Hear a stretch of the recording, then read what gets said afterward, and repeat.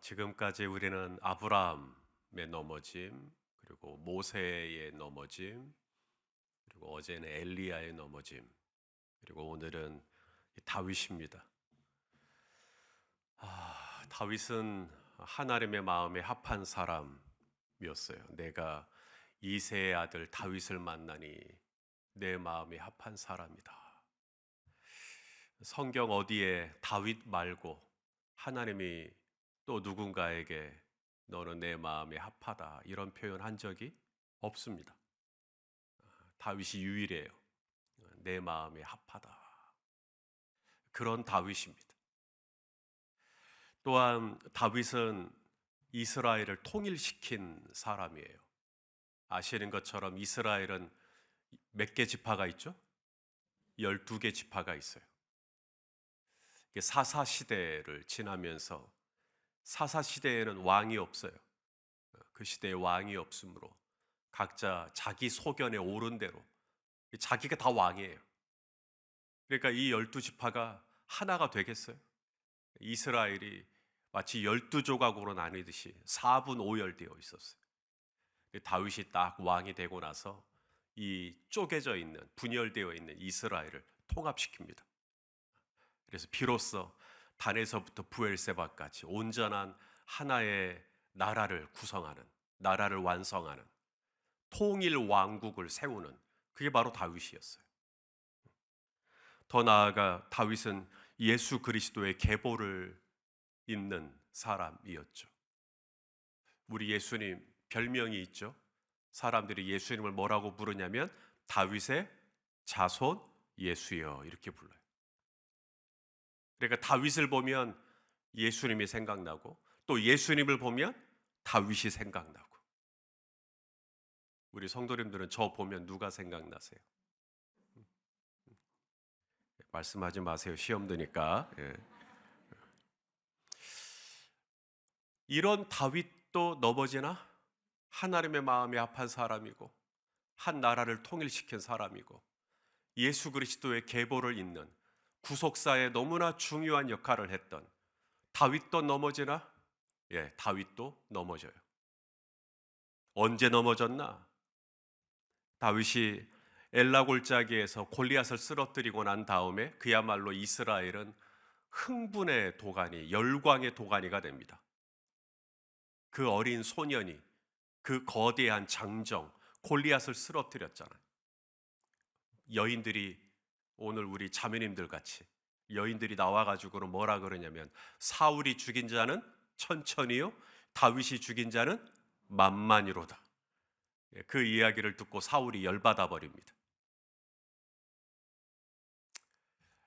그 이후부터 이 다윗에게 이어졌던 엄청난 고난의 행렬을 기억하실 거예요. 사울 왕은 다윗의 모든 게 못마땅해요.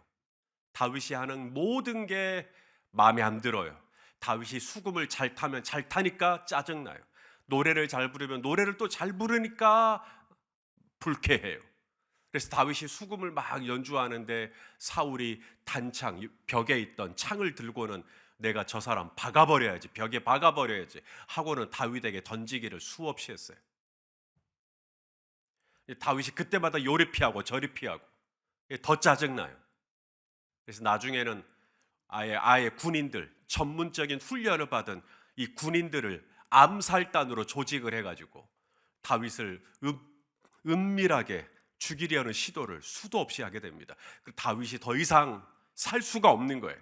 그래서 빠져나와요. 그리고 도망을 치기 시작하고 여기저기 또 돌아다니기 시작합니다. 그래서 들로, 황무지로, 광야로, 동굴로 계속 또 돌아다니는 거죠. 그렇게 피해 다녀요. 도망 다녀요. 그 시간을 최소 10년 이상을 합니다.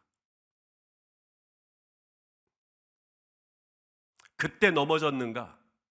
아니요.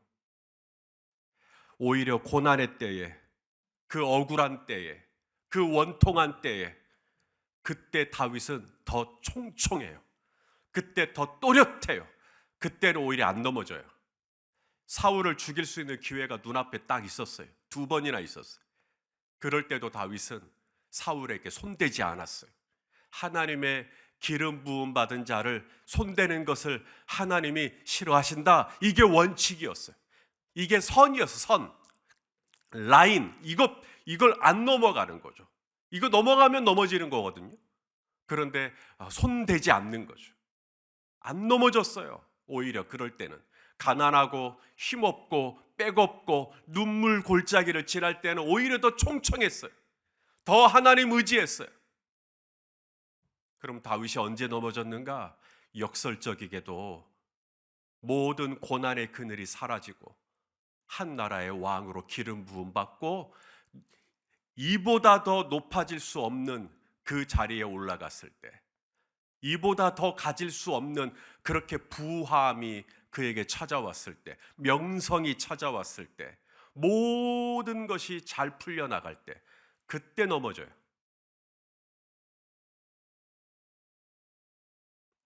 좀 더 구체적으로 다윗이 언제 넘어졌는가를 볼게요. 다윗이 제일 먼저 넘어졌던 게 언젠가 돌이켜보면 바로 하나님의 언약궤를 모셔오던 때였어요. 이 당시 이 언약궤는 기럇 여아림이라고 하는 지역에 아비나답이라고 하는 사람의 집에 있었어요. 하나님의 언약궤가 개인의 집에 있었어요. 하나님의 언약궤는 개인의 집에 있을 수가 없어요. 하나님의 언약궤는 성막에 있어야죠. 회막에 있어야죠. 그게 원칙이죠. 근데 사사시대를 지나면서 각자 자기 소견에 오른 대로 산다니까요. 언약궤가 중요하지가 않아요. 언약궤가 찬밥이 됩니다. 그래서 언약궤를 방치해버려요. 그래서 언약궤가 기럇 여아림의 아비나답이라고 하는 사람의 집에 있어요. 사무엘 때부터 있었거든요. 사무엘 선지자 때부터 아비나답의 집에 있었으니까 사울이 지나고 다윗이 왕이 됐으니까 사무엘 때부터 다윗 때까지 최소 60년 이상 하나님의 언약궤가 이스라엘 안에서 방치가 됩니다. 그런데 다윗이 이제 왕이 됐잖아요. 왕이 되고 난 다음에 다윗이 제일 먼저 생각한 게 뭐냐면 하나님의 언약궤를 내가 모셔와야 되겠다. 하나님의 언약궤를 내가 제자리로 돌려놔야 되겠다. 이건 너무 좋아요. 여기까지는 너무 좋아요. 그래서 하나님의 언약궤를 이제 기럇 여아림에 있는 아비나답의 집에서 이제 모셔오는 과정에서 넘어져 버립니다. 이 하나님의 언약궤를 옮길 때는 제사장이 어깨로 메야 되거든요. 그런데 다윗은 새 수레에다가 언약궤를 실어서 옮기려고 했어요. 그러자 수레를 끌던 소가 날뛰기 시작했죠. 자, 사무엘하 6장 3절 같이 읽겠습니다. 시작. 그들이 하나님의 궤를 새 수레에 싣고 산에 있는 아비나답의 집에서 나오는데 아비나답의 아들 우사와 아효가 그 새 수레를 모니라. 왜 다윗은 하나님의 언약궤를 새 수레에 모실 생각을 했을까요? 그 이유는 이 언약궤가 블레셋에 빼앗긴 적이 있었어요. 근데 언약궤가 블레셋으로 간 이후에 이 블레셋 사람들의 가는 도시마다 이 언약궤가 옮겨가는 도시마다 전염병이 창궐을 하고 사람들이 막 죽어나가는 거예요. 그래서 블레셋이 야 우리는 이 언약궤를 감당을 할 수가 없다. 이 언약궤 때문에 우리 블레셋 다 망하겠다. 그래서 블레셋이 자발적으로 하나님의 언약궤를 이스라엘에게 돌려줍니다. 그때 방법이 새 수레에다가 언약궤를 싣는 것이었어요. 그래서 블레셋이 나름 하나님의 언약궤를 잘 모신다는, 블레셋에는 하나님의 제사장이 없을 테니까요. 그래서 새 수레에다가 언약궤를 모셔서 이스라엘로 보냈는데 괜찮은 거예요. 이게 다윗이 볼 때 저렇게 새 수레에 태워도 되는갑다. 저렇게 새 수레에 모셔도 괜찮은갑다. 그래서 이 블레셋 사람들이 준비한 새 수레만 하겠어요?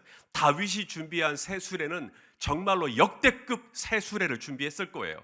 이보다 더 좋을 수 없는 새 수레를 준비해서 하나님의 언약궤를 거기에 탁 모시고 옮기려고 했는데 소가 날뛰어 버리죠. 소가 날뛰니까 수레가 막 흔들려요. 수레가 흔들리니까 언약궤가 쏟아지게 생겼어요. 또 쏟아졌어요. 그러니까 우사가 와서 딱 잡았어요. 하나님의 언약궤 쓰러지지 않도록. 그 순간 우사가 즉사해 버리죠.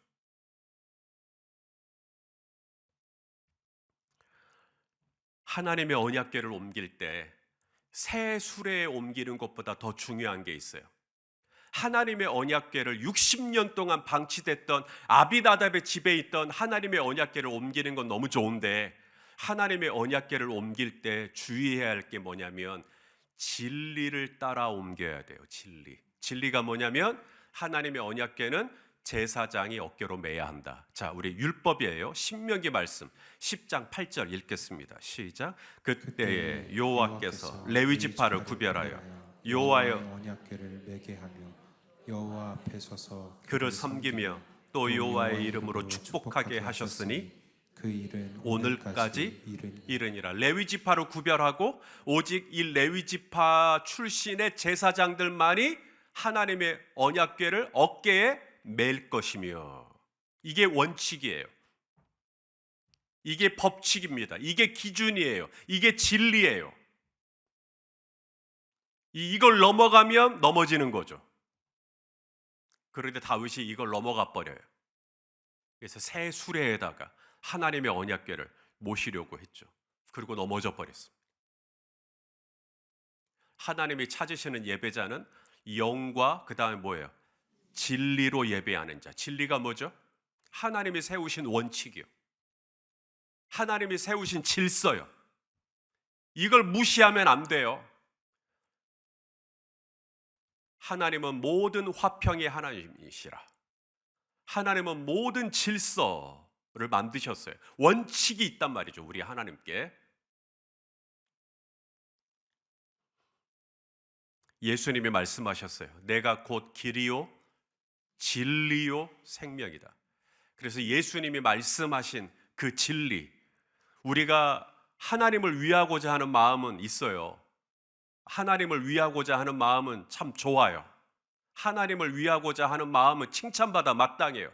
아비나답의 집에 있던 언약궤를 내가 모셔야지, 누가 그걸 뭐라 할 것이에요. 박수받아 마땅하죠.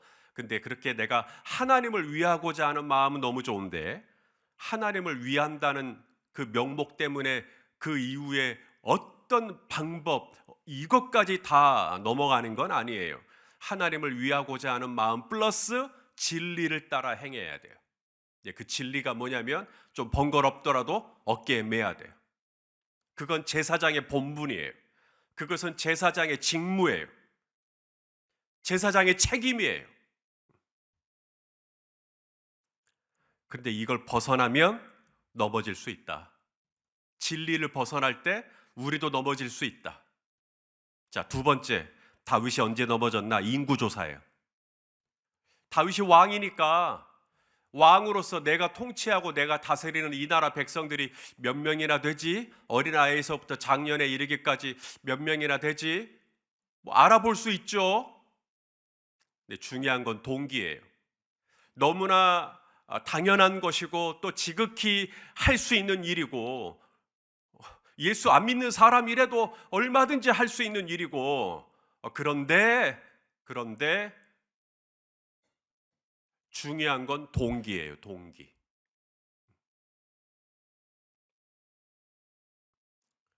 이번에 우리 남아공 신방팀 갔다가 현지인 크리스찬의 가정에 방문을 했어요. 진리언이라고 저에게 20년 전에 영어를 가르쳐 주셨던 선생님이세요. 이 선생님이 참 우리 한국을 좋아하셔요. 그래서 당신이 또 몇 년 전에는 직접 한국에 또 와서 한 달 동안 같이 지낸 적도 있었고, 그래서 이번에 우리 신방대우들 모시고 그 진리언에 그 초대를 받아서 같이 점심도 먹고, 또 진리언이 하고 있는 농장, 그 농장이 와인 농장이에요. 포도밭이 엄청 크니까. 그래서 그 와인 농장에 가서 이 포도가 어떻게 와인이 되는지 그 과정을 이렇게 쫙 견학도 하고, 그래서 마지막에는 그 거기서 나오는 와인 그 테스팅이라고 합니까? 이 맛보는 거, 시음하는 것, 거기까지 갔어요. 그래서 우리 신방대원들도 줄을 앉혀놓고 여기서 나오는 와인이 얼마나 좋은 건지 이렇게 맛을 보는. 저도 맛을 봤죠. 근데 제 몸에 알러지가 나오기 시작했어요. 가려워요. 사방이 다 가려워요. 다른 신방대원들은 다 아무렇지도 않은데 저만 가려워요. 그래서 하나님 앞에 기도하면서 하나님 왜 그럽니까? 왜 이렇게 제 몸에 갑자기 이렇게 알러지가 나오고 온 몸이 가렵고 다 할 수 있어도 넌 안 돼. 할 수 있지만 그래도 넌 안 돼. 그런 말씀을 주시더라고요. 테스팅인데요. 잠깐 맛보는 건데요. 넌 안 돼. 다른 신방대원들은 그렇게 해도 돼. 성도님들은 그렇게 해도 돼. 넌 주의 종이야. 넌 내 종이야. 너는 그러면 안 돼. 하나님, 제가 선을 넘어가 버렸군요. 인구조사 할 수 있죠. 인구조사가 무슨 죄입니까? 한 나라를 통치하는 지도자가 그 나라 백성들이 얼마나 되는지 알아보겠다는데 그게 뭐가 흠이에요? 근데 다 돼도, 딴 나라는 다 돼도, 다른 민족은 다 돼도 넌 안 돼. 왜요? 그 동기. 다윗의 동기가 뭐냐면 군사력 때문이었어요. 군사력. 이 나라 백성들이 얼마나 되는가를 보면서 다윗이 스스로 생각하는 거예요. 야, 내가 이렇게나 많은 백성들을 통치하고 있었던 거야. 내 나라가 이렇게 컸던 거야. 단에서부터 브엘세바가 통일시켰다 그랬잖아요. 전에는 유다 지파만 있었는데 전에는 남유다만 다윗 편이었었잖아요. 근데 이제는 12개 지파가 전부 다 다윗의 수중 안에 들어왔으니까 와, 내가 이렇게나 큰 나라를 내가 통치하고 있었네. 약간 이렇게 으쓱해지는 마음도 있고, 야, 우리나라가 이렇게 이제 강해졌구나. 우리나라가 이렇게 세졌구나. 내가 정말 잘하고 있는 거네. 오, 내가 정말 괜찮게 하고 있는 거네. 그때 넘어져요. 그때 하나님이 선지자를 보내요. 그리고 책망하십니다. 그리고 내가 너에게 선택권을 주겠다. 내가 너에게 세 가지 중에 하나를 선택해라. 자, 한번 읽어보죠. 사무엘하 24장 13절 읽어보겠습니다. 시작. 가시 다윗에게 이르러 아뢰어 이르되 왕의 땅에 7년 기근이 있을 것이니까 혹은 왕이 원수에게 쫓겨 석 달 동안 그들 앞에서 도망하실 것이니까 혹은 왕의 땅에 사흘 동안 전염병이 있을 것이니까 왕은 생각하여 보고 나를 보내신 이에게 무엇을 대답하게 하소서 하는지라. 셋 중에 하나, 7년의 기근. 7년 동안 기근, 비가 안 내리는 거죠. 7년 동안 비가 안 내리게 하든지, 그 다음에 3개월 동안 도망 다니든지. 다윗은 10년 이상 도망 다녀본 사람이에요. 도망이라면 신물이 나요. 3개월이라고 하지만 다윗은 3개월이라고 했을 때 이게 갑자기 한 10년치로 생각이 돼버리는 거죠. 그걸 또 하라고? 3개월 동안? 아니면은 3일 동안 전염병이 이 땅에 돌게 하든지. 기간으로 따지면 3일이 제일 짧죠. 그래서 사실 3번을 선택하기는 합니다. 뭘 선택하든지 다윗은 다 괴로워요. 이 모든 게 다윗이 넘어져 버린 결과예요. 하나님만 볼 때는, 하나님만 의지할 때는 여호와는 나의 목자시니 내가 부족함이 없으리로다. 그렇게 하나님만 바라볼 때에는 엘라 골짜기의 그 큰 골리앗 앞에서도 넘어지지 않았어요. 사울 왕의 그 잔인한 쫓김을 당할 때, 추격을 당할 때도 넘어지지 않았어요. 하나님만 바라볼 때는.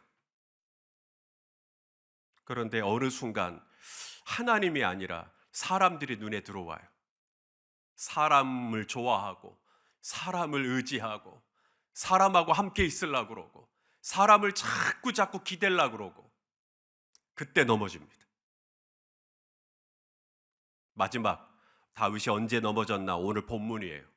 자, 오늘 본문이 시작되는 1절 이렇게 말씀하죠. 1절 읽겠습니다. 시작. 그 해가 돌아와 왕들이 출전할 때가 되매 다윗이 요압과 그에게 있는 그의 부하들과 온 이스라엘 군대를 보내니 그들이 암몬 자손을 멸하고 랍바를 에워쌌고 다윗은 예루살렘에 그대로 있더라. 자, 그 해가 돌아와 뭘 할 때가 됐다? 왕들이 전쟁에 나갈 때가 됐다. 고대는 전쟁을 할 때 제일 앞에서 선봉을 이끌었던 사람이 바로 왕이었어요. 근데 이날 전쟁은 달랐어요. 다윗이 안 나가요. 다윗은 그대로 예루살렘에 남고 누구를 보냈다? 요압을 보냈대요. 요압이 군대 장관이니까. 야, 네가 나가라. 만만한 사람이었나 보죠. 만만한 대상이었나 보죠. 이번에는 내가 안 해도 되겠지. 요압, 네가 그냥 끌고 나가서 해라. 그리고는 그대로 남았다. 왕들이 출전할 때가 됐는데, 왕들이 참여할 때가 됐는데, 이건 왕이 해야 하는데, 왕 말고는 할 게 없는데, 왕들이 출전할 때가 되었는데 그대로 남아 있어요. 그때 넘어집니다.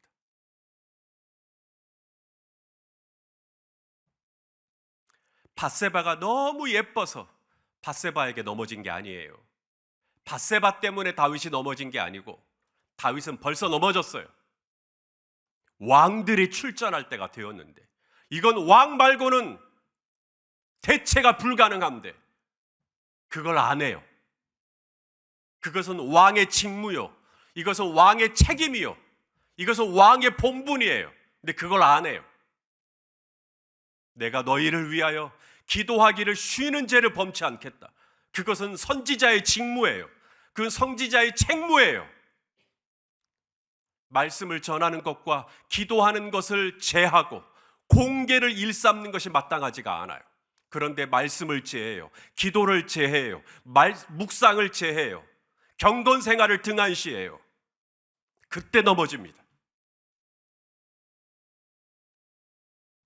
그가 지켜야 할 자리, 그가 감당해야 할 책무, 그가 마땅히 있어야 될 자리, 다 그걸 기대해요. 저 전쟁이 일어났을 때 선봉에서 앞장서 있는 사람 다윗이기를 다 기대했어요. 근데 다윗이 아닌 거예요. 요압인 거예요. 왜 요압이지? 왕 어디 갔지?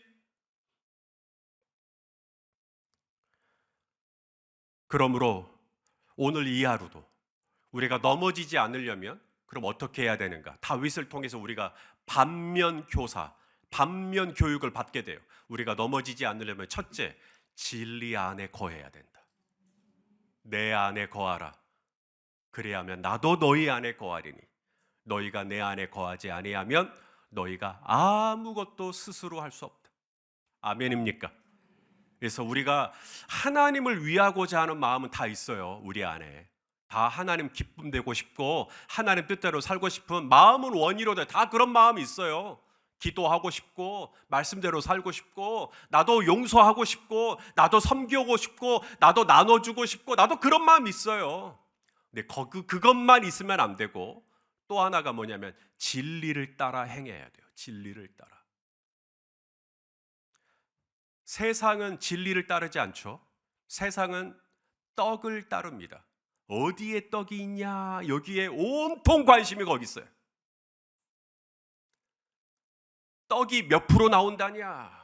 내가 이번에 이걸 투자하면 내가 떡을 얼마나 얻을 수 있을 거냐? 온통 거기에 신경이 다가 있어요. 하루 종일 모니터만 들여다보죠. 그리고 떡. 사람은 그렇게 떡으로 사는 거예요. 하지만 하나님을 믿는 백성들은 떡이 있는 곳에 마음이 있는 게 아니라 어디에 마음이 있냐면 하나님의 입에서 나오는 모든 말씀으로 살 것이니라. 그래서 우리는 다윗이 왜 넘어졌나? 하나님의 마음이 합한 그 아름다운 인생이 왜 넘어졌나? 첫째, 진리를 벗어나면 안 되겠구나. 진리 안에 거한 하루가 되시기를 축복합니다. 그 다음 두 번째, 어떻게 하면 넘어지지 않나? 하나님만 의지하는 거예요. 하나님만. 우리 하나님은 영이세요. 보여요? 안 보이죠. 하지만 보이는 것처럼 하나님 의지하는 거예요. 보이는 것처럼. 들리지 않아요. 하지만 들리는 것처럼 하나님 의지하는 거예요. 그렇게 하나님을 의지할 때 다윗이 사울의 옷자락을 벤 것만으로도 마음이 찔리면서 예민한 영성을 가질 수 있었던 것처럼 우리가 하나님 의지하고 하나님만 붙잡고 오늘도 하나님만 바라보는 하루가 되었으면 좋겠습니다. 마지막 언제 내가 어떻게 해야 내가 안 넘어지나 마지막에 보니까 내 본분을 지키는 거예요. 본분이 뭐죠? 자리요, 포지션. Hold your position. 영화에 보면 그런 대사가 나오죠. 그러니까 지금 활 쏘지 말라는 거예요. Hold your position. 지금 네 자리를 지켜라. 그리고 신호가 올 때까지는 아무것도 하지 마라. 제사장은 제사장의 자리를 지키고, 왕은 왕의 자리를 지키고, 남편은 남편의 자리를 지키고, 아내는 아내의 자리를 지키고, 목자는 목자의 자리를 지키고, 목사는 목사의 자리를 지키고, 성도는 성도의 자리를 지키고. 그러면 안 넘어져요.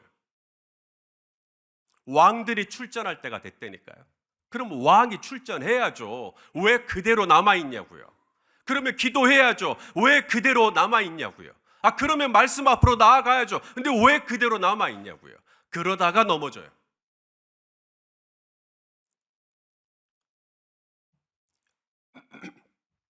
사랑하시는 성도 여러분, 오늘도 하나님이 저와 여러분에게 주신 자리가 있어요.